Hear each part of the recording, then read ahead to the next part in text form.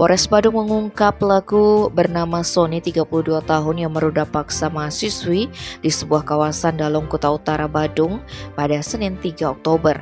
Ternyata pria itu menggagahi korban saat memijatnya. Kasat Reskrim Polres Badung AKP Aris Setianto menerangkan pelaku membuka jasa pijat refleksi di tempat yang digunakan sebagai apotek.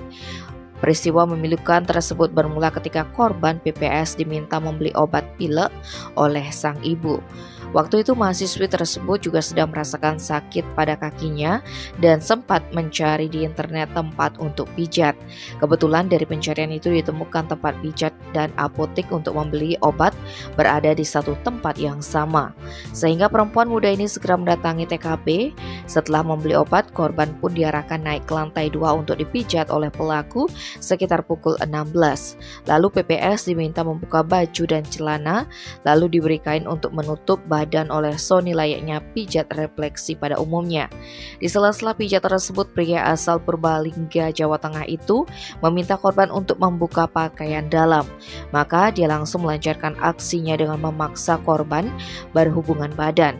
PPS tak bisa melawan lantaran hanya ada mereka berdua di tempat tersebut, sehingga mahasiswi ini memilih pulang untuk memberitahu keluarganya kejadian mengerikan yang menimpanya. Keluarga yang mendengar anak perempuan mereka dirudak paksa mendatangi TKP dan menginterogasi pelaku. Hingga akhirnya Sony mengakui perbuatan dengan alibi hilaf. Maka kakak korban PS melaporkan hal ini ke SPKT Polres Badung.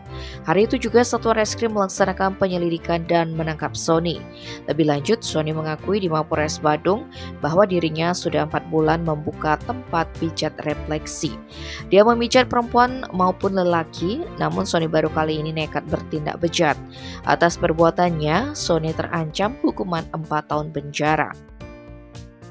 Tim Bali Express melaporkan.